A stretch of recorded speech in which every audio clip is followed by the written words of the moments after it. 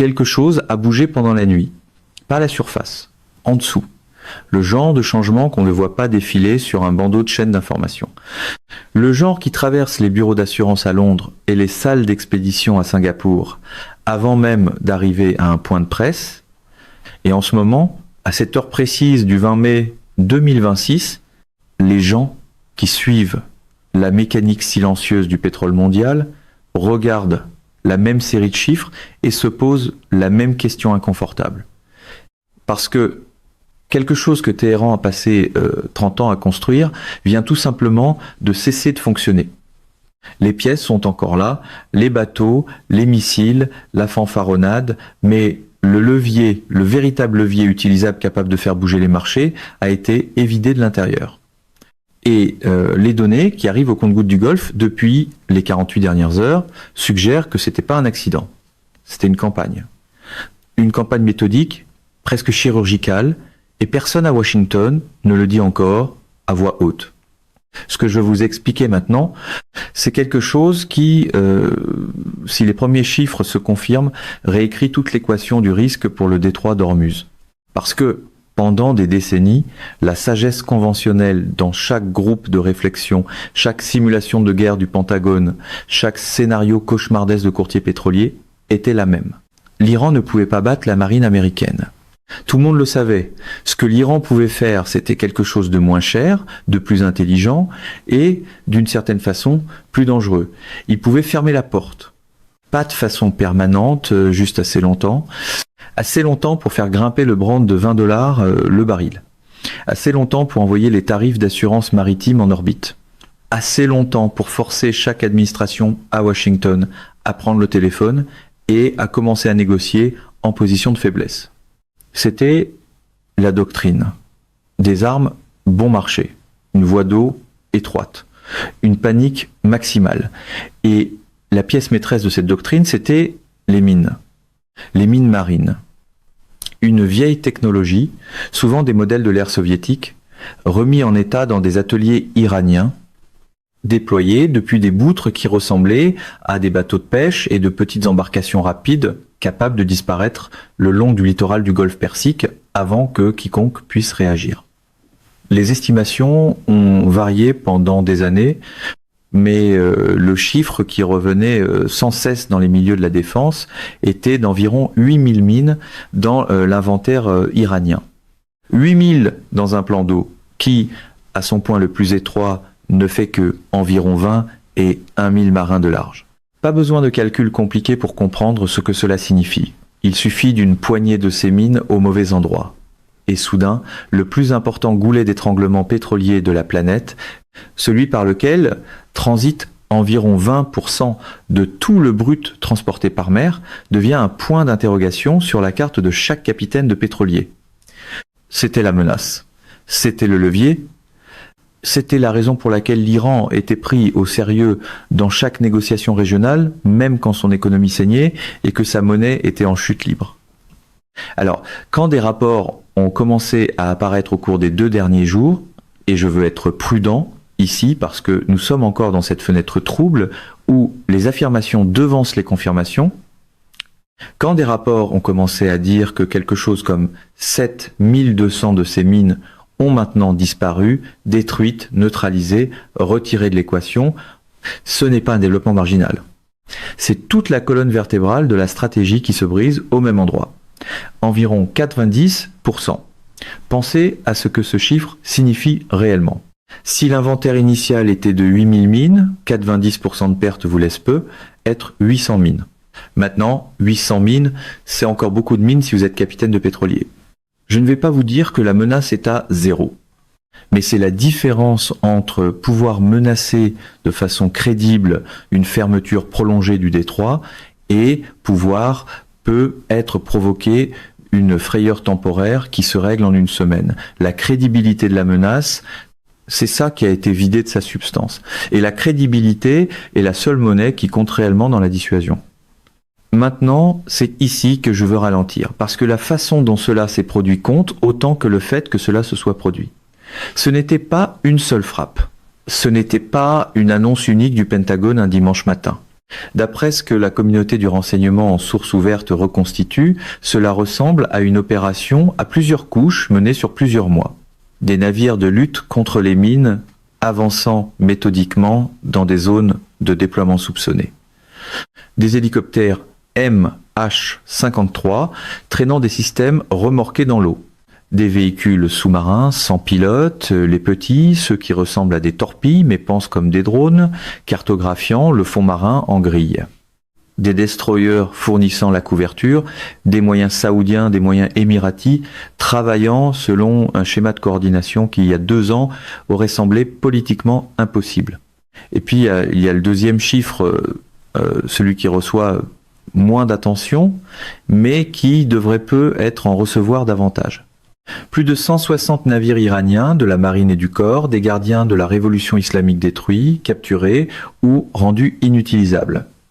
Pas seulement les mouilleurs de mines eux-mêmes, mais les bateaux qui les ravitaillaient en carburant, les embarcations de soutien qui les réapprovisionnaient, les embarcations d'attaque rapide qui étaient censées escorter les missions de déploiement, toute la chaîne logistique dont dépend toute opération militaire, même asymétrique.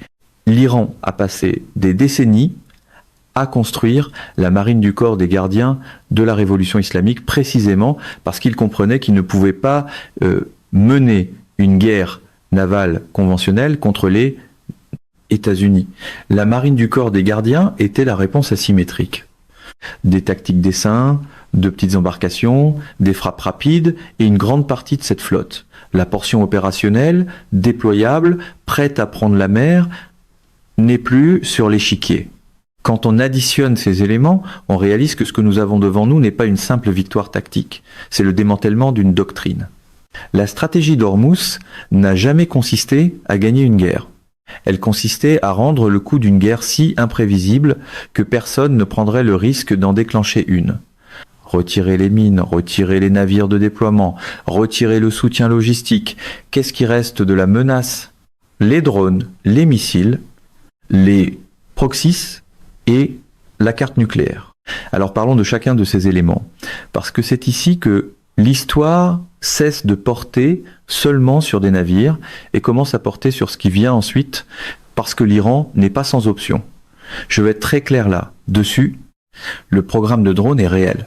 La famille Shahed, les mêmes drones que l'on a vus en Ukraine, au Yémen, en Irak, est toujours produite, toujours stockée, toujours capable d'atteindre les infrastructures énergétiques du Golfe.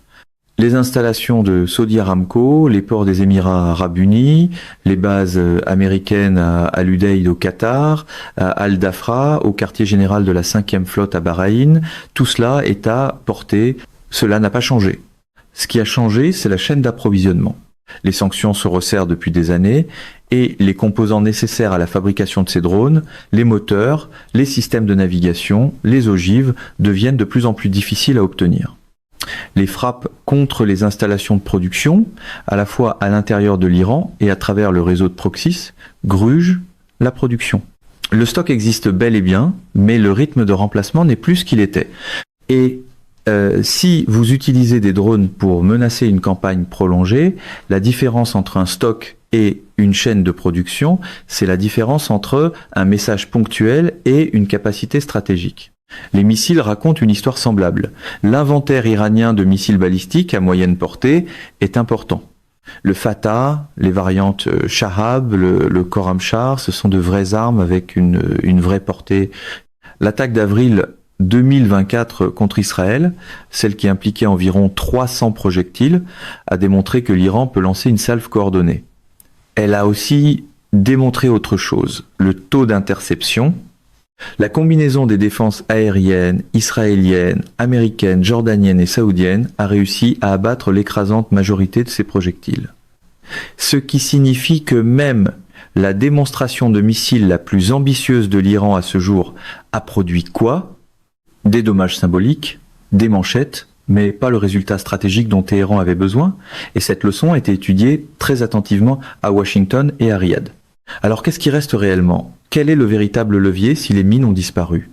Si les petites embarcations ont disparu, si les drones ont un problème de production, si les missiles sont interceptés à des taux élevés, il vous reste deux choses, et elles sont toutes les deux laides.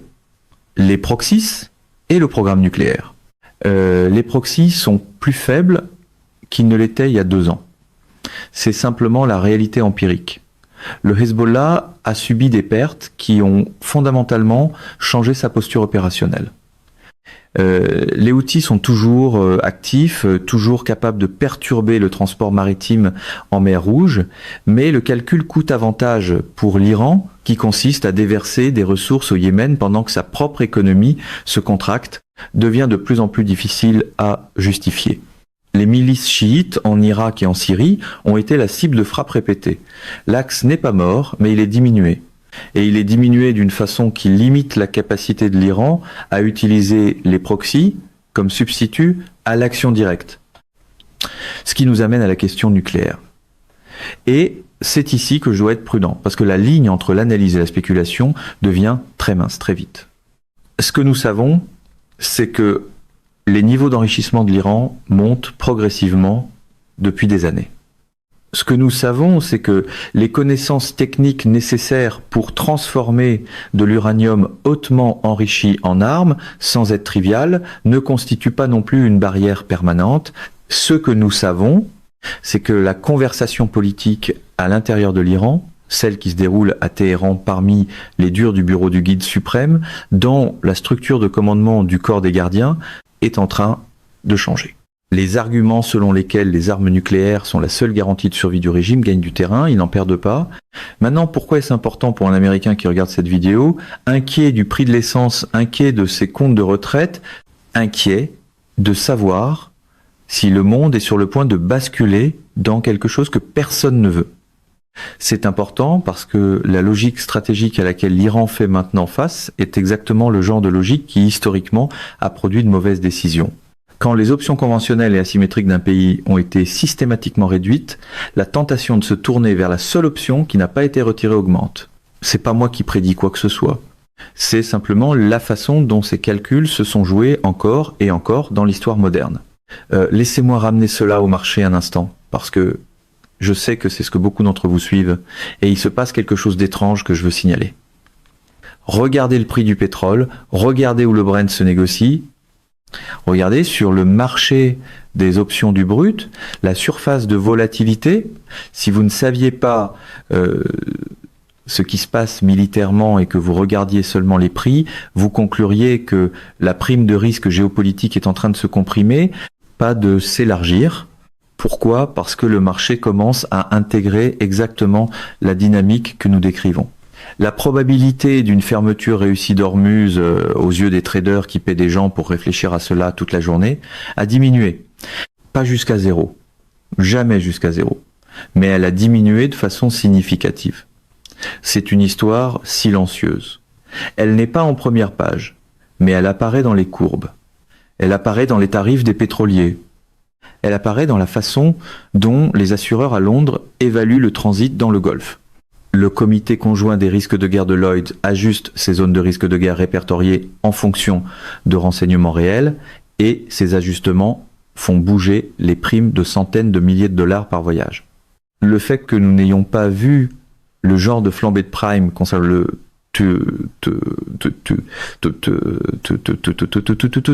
qu'on s'attendrait à voir dans un conflit régional brûlant vous dit quelque chose sur la manière dont la situation est évaluée par des gens dont l'argent en jeu.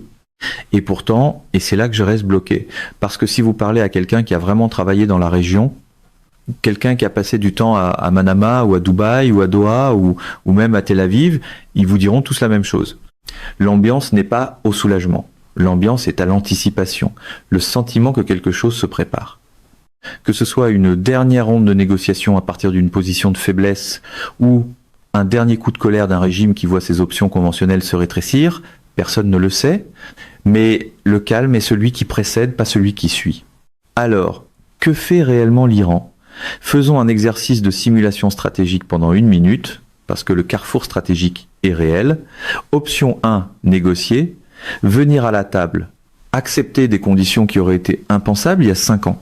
Peut être accepté une vérification du programme nucléaire. Peut être accepté des restrictions sur le soutien au proxy. Peut être acceptée une relation transactionnelle avec les États-Unis qui échange un allègement des sanctions contre un changement de comportement. C'est la bretelle de sortie, c'est le choix rationnel. Option 2, escalader, utiliser ce qui reste, pousser le programme nucléaire au bord du précipice, défier le monde de faire quelque chose, essayer d'arracher des concessions par la peur. C'est le manuel iranien historiquement familier. Il a fonctionné auparavant. La question est de savoir s'il peut encore fonctionner maintenant, alors que les outils coercitifs sous-jacents ont été aussi sérieusement dégradés.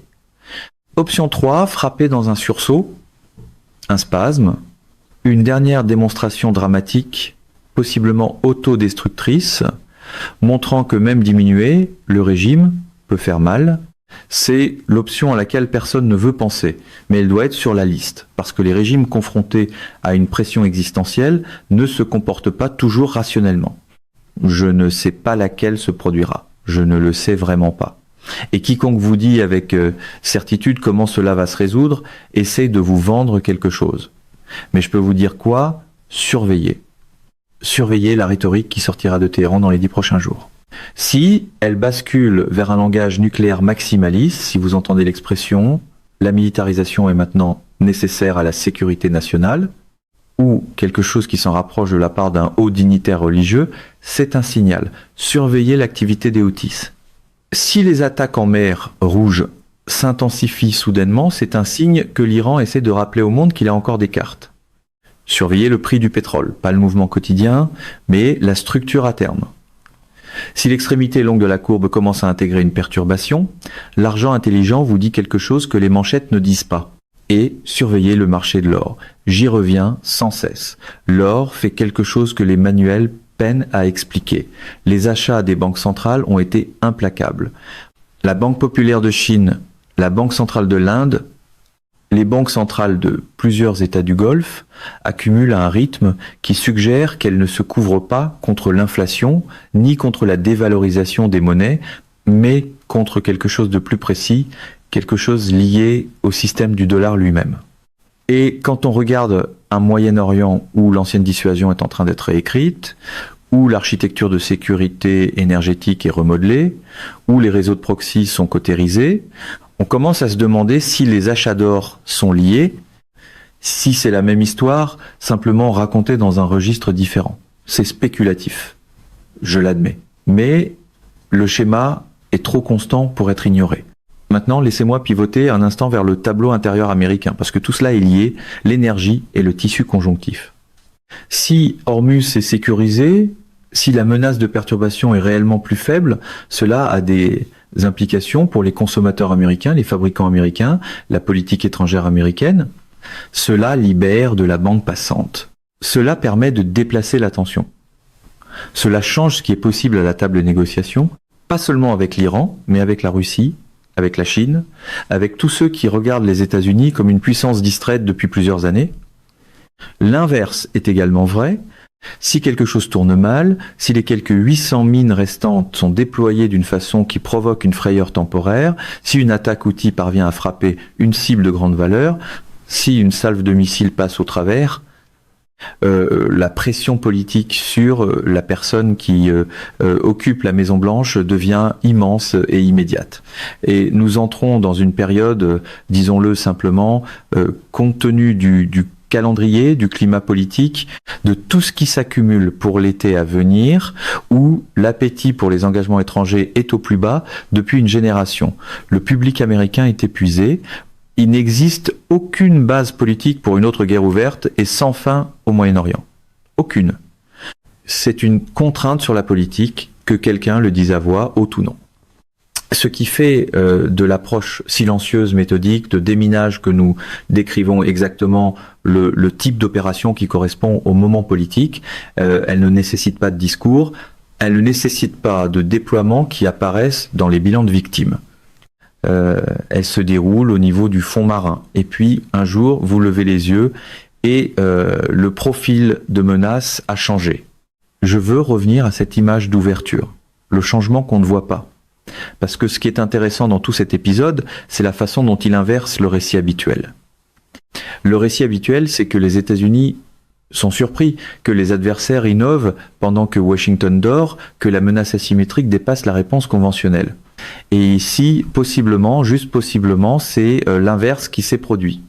La menace asymétrique, la doctrine iranienne, bon marché, habile, vieille de plusieurs décennies, a été contournée par une contre-réponse méthodique, patiente, technologiquement sophistiquée. Les drones ont trouvé les mines, les hélicoptères ont dégagé les eaux, les destroyers ont couvert les opérations, et la menace qui était censée maintenir le plus important goulet d'étranglement du monde dans un état d'incertitude permanente a été, si les chiffres tiennent, substantiellement neutralisée. Je ne veux pas exagérer cela. Je veux être honnête. L'Iran n'est pas fini. Le régime n'est pas fini. La menace n'est pas à zéro. Les drones sont encore dans leur hangar. Les missiles sont encore dans leur silo. Les proxys affaiblis sont encore opérationnels. Le programme nucléaire continue d'avancer. Il n'existe aucun scénario dans lequel un analyste sérieux vous dit que le Moyen-Orient est maintenant sûr. Ce n'est pas l'affirmation. L'affirmation est plus précise. L'affirmation est qu'un outil particulier est celui qui était le plus lourd de conséquences économiques, celui que les marchés craignaient le plus, celui qui donnait à Téhéran un levier diplomatique disproportionné par rapport à sa puissance réelle. Cet outil a été substantiellement retiré, et la conséquence de cela, c'est ce avec quoi nous devons vivre maintenant. Un Iran en position de faiblesse se comporte différemment d'un Iran en position de force. Des négociations menées depuis une position de faiblesse produisent des résultats différents de négociations menées depuis une position de force. La prochaine phase de tout cela, et il y aura une prochaine phase parce que rien ne se termine jamais au Moyen-Orient. Cela ne fait que passer à autre chose. Cette phase va être définie par ce que Téhéran décidera de faire avec les cartes qu'il détient encore. Il y a un dernier élément que je veux mentionner parce qu'il ne reçoit pas assez d'attention, et c'est le réalignement régional. Il y a 3 ans, l'idée que l'Arabie Saoudite et les Émirats Arabes Unis coordonnent des opérations navales avec des moyens américains dans une campagne contre des déploiements iraniens aurait semblé structurellement improbable. Le rapprochement saoudo-iranien que les Chinois ont aidé à négocier était censé signifier un dégel, une détente régionale, un recul de la confrontation. Et pourtant, nous y sommes. Les Saoudiens et les Émiratis ont apparemment été des participants essentiels à cette campagne ou ont au moins donné l'espace politique nécessaire pour qu'elle se déroule, ce qui vous dit que peu importe ce que la diplomatie publique a dit, l'évaluation de la menace sous-jacente à Riyad et à Abu Dhabi n'a pas fondamentalement changé. Ils voient toujours Téhéran comme le principal adversaire régional.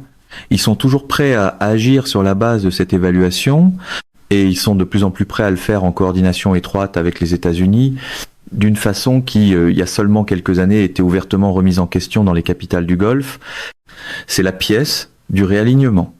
C'est la lente reconstruction d'une architecture de sécurité menée par les États-Unis au Moyen-Orient, exactement au moment où la sagesse conventionnelle disait que l'influence américaine dans la région était en déclin terminal. Je reviens sans cesse à la question. La sagesse conventionnelle est-elle fausse? Le récit du retrait américain de la région est-il exagéré? Ou est-ce le dernier souffle d'un ordre qui est encore en train d'être démantelé de façon plus lente et moins visible? Honnêtement, je ne le sais pas. Les preuves vont dans les deux sens. Ce que je sais, c'est que pour l'investisseur américain, pour le consommateur américain, pour toute personne qui essaie de prendre des décisions sur la prochaine année dans les marchés, la prochaine année en géopolitique, la prochaine année dans sa propre vie financière, cela compte. La sécurité énergétique n'est pas abstraite. Le prix que vous payez à la pompe, le coût des biens au magasin, la valeur du dollar face aux autres monnaies, la trajectoire des taux d'intérêt, tout cela remonte d'une façon indirecte à la question de savoir si le système énergétique mondial fonctionne. Et le système énergétique mondial, malgré tous nos discours sur la transition, les renouvelables et un avenir après le pétrole, passe encore par cette bande d'eau de vin et 1000 entre Oman et l'Iran. 7200 mines environ, si le chiffre est exact. Si la campagne a été aussi complète que les premiers rapports le suggèrent, plus de 160 navires, une doctrine construite sur 3 décennies, substantiellement désarmée, et le monde ne l'a presque pas remarqué, ou s'il l'a remarqué, il n'a pas relié les points. C'est cela qui me revient constamment. La qualité de nom, événement de tout cela, le fait que ce ne soit pas arrivé avec une allocution présidentielle, pas avec un défilé de victoire, pas avec un moment de clôture publique, c'est simplement arrivé en dessous. Et les conséquences vont se répercuter sur des mois, pas sur des jours, à travers les marchés pétroliers, les positions diplomatiques, ce que l'Iran décide de faire avec ce qui lui reste de levier, et la question de savoir si le régime de Téhéran choisit la négociation, l'escalade ou quelque chose de plus sombre. Je vous laisse avec ceci. Il existe un concept en études stratégiques appelé l'équilibre entre l'offensive et la défensive. C'est l'idée qu'à tout moment de l'histoire, les conditions technologiques et opérationnelles favorisent soit l'attaquant, soit le défenseur. Quand elles favorisent l'attaquant, quand l'offensive est bon marché et que la défense est coûteuse, on obtient de l'instabilité, de l'agression, de la guerre. Quand elles favorisent le défenseur, on obtient des périodes de calme relatif. L'ère de la menace asymétrique que nous avons vécue dans le Golfe était un environnement favorable à l'offensive, des mines bon marché, des drones bon marché, des bateaux bon marché. Ils pouvaient imposer des coûts totalement disproportionnés par rapport à leur prix. Ce que nous sommes peu est en train de regarder en ce moment, cette semaine, c'est le moment où cet équilibre commence à basculer dans l'autre sens. Les technologies de détection, les technologies de déminage, les technologies de contre-frappe précises rattrapent leur retard. Elles peut être rattrapées. Et si c'est vrai, alors toute la grammaire de la manière dont la puissance est contestée dans cette partie du monde est sur le point d'être réécrite. Ou peut être que j'en fais trop, peut être que les chiffres sont faux, peut être que l'opération n'a pas été aussi complète qu'elle en a l'air, peut être que l'Iran a des réserves dont nous ignorons l'existence. Des capacités que nous n'avons pas vues, des options qui semblent fermées de l'extérieur mais qui sont grandes ouvertes de l'intérieur, c'est possible, je veux garder honnêtement cette possibilité, mais sur la base de ce que nous pouvons vérifier, de ce que les marchés nous disent, de ce que les acteurs régionaux signalent par leur comportement plutôt que par leurs mots, l'image qui se dessine est celle que j'ai décrite. Alors voici la question avec laquelle je vais vous laisser.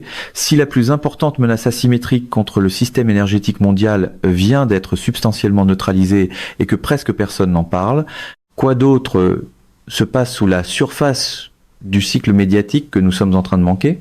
Quelles autres campagnes silencieuses, quels autres lents remaniements du pouvoir sont en cours en ce moment que nous ne comprendrons que dans des mois, quand nous regarderons en arrière et tenterons de comprendre comment le monde est arrivé là où il finira par arriver. Parce que l'histoire visible est presque jamais la plus importante.